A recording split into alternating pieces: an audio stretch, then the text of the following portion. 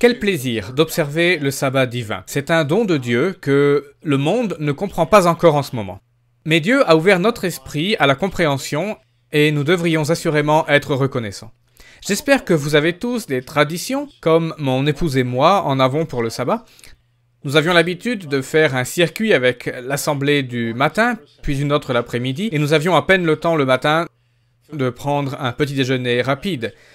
Maintenant que nous pouvons prendre le petit déjeuner, nous avons des scones ou des muffins, des biscuits au café que Carole a préparés la veille. Nous pouvons prendre le temps d'apprécier et aussi de regarder le colibri qui vient dans le nourrisseur, ou les colibris.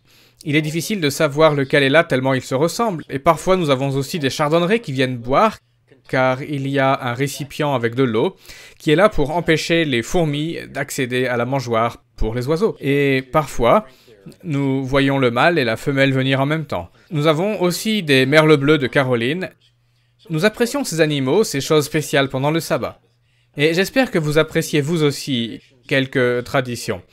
Je me souviens, lorsque nous vivions au Canada, combien il était spécial de rentrer à la maison le vendredi soir, alors qu'il neigeait à l'extérieur, qu'il faisait très froid, d'entrer dans une maison chaude, prendre un repas chaud, et pouvoir profiter du sabbat et se détendre de la sorte. Le sabbat représente la formidable époque à venir où toute la folie que nous voyons dans notre monde aujourd'hui, l'injustice, la violence que nous voyons, seront alors un souvenir du passé. Pouvez-vous imaginer le monde entier se réjouir pendant le sabbat? J'attends cette époque avec impatience. Nous ne serons plus des êtres humains à ce moment-là. Pour la plupart d'entre nous, peut-être certains de nos enfants, mais nous espérons assurément être des êtres spirituels. Quelle joie ce sera alors de voir les gens dans ce monde et de voir l'harmonie et l'amour. Cette harmonie et cet amour que nous avons dans l'Église, mais que nous ne voyons pas vraiment dans le monde.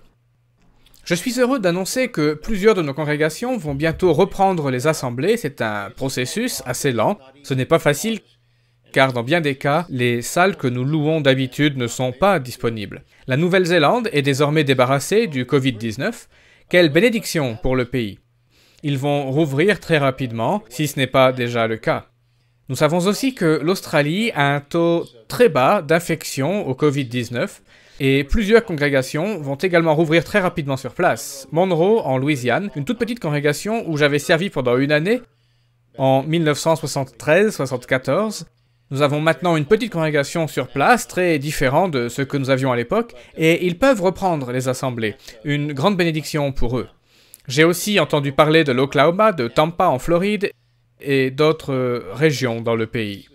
Monsieur Monson, dans sa région, peut avoir des assemblées le matin et l'après-midi dans la salle habituelle, pour le même prix.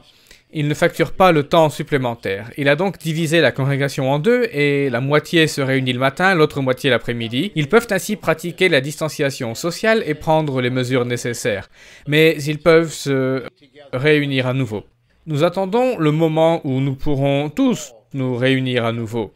Et nous espérons que votre congrégation pourra le faire bientôt, dès que ça sera assez sûr que la législation le permettra et que les salles seront à nouveau disponibles, des salles suffisamment grandes et permettant ainsi de laisser assez de place. Nous attendons tous ce moment lorsque nous pourrons nous réunir à nouveau dans notre congrégation habituelle. Comme vous le savez probablement déjà, nous avons reçu de l'accord pour organiser le camp d'été à la fois du gouvernement et du centre de vacances au Texas pour les adolescents et aussi pour les plus jeunes enfants. Comme je l'ai déjà mentionné, le camp d'aventure dans le Wisconsin aura aussi lieu. Le reste des camps a été annulé sur injonction des gouvernements des États ou bien des pays où il devait avoir lieu, ou des centres de vacances. Mais nous avons ces trois camps, le camp pour les adolescents au Texas, celui pour les enfants et le camp d'aventure au Wisconsin. J'espère que chacun d'entre vous passera un sabbat très spécial. J'espère que vous vous reposerez comme il faut. J'espère que vous pourrez sortir de votre esprit toute cette folie autour de nous et penser aux choses de Dieu et regarder vers l'avenir, vers cette époque que ce jour en particulier représente. Ayez un excellent sabbat. C'était Gerald Weston pour l'Église du Dieu vivant, pour la semaine se terminant le 13 juin 2020.